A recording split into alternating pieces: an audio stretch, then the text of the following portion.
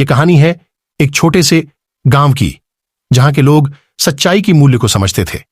गांव में एक बच्चा नामक आर्यन था, जिसकी एक खास आदत थी, वह हमेशा सच बोलता था। एक दिन गांव में चोरी हो गई और सभी लोग बहुत चिंतित थे। लोग समझ नहीं पा रहे थे कि चोर कौन हो सकता है।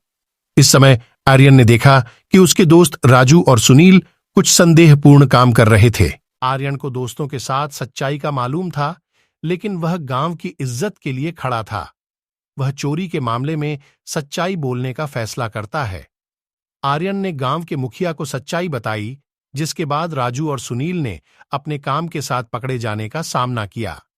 इसके परिणाम स्वरूप गांव की इज्जत बच गई और लोग आर्यन की सच्चाई को सराहने लगे। इस कहानी से हमें यह सीखने को मिलता है कि सच्चाई की राह पर चलना हमेशा सही होता है, चाहे चुनौतियां कितनी भी बड़ी क्यों ना हो। सच्चाई हमारी इज्जत और समाज को सुरक्षित रखने में मदद करती है। यह कहानी है एक जादूगर की, जिसका नाम अर्जुन था। अर्जुन के पास जादू की एक खास किताब थी, जिसमें सभी दुनिया के राजा और राजमहाल के रहस्य छुपे थे। लेकिन उसकी किताब में सिर्फ एक ही शर्त थी, उसका इस्तेमाल सच्चाई के साथ होना चाहिए।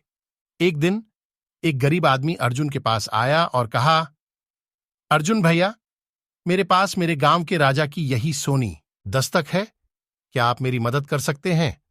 अर्जुन ने सोचा कि यह मौका है सच्चाई का परीक्षण करने का।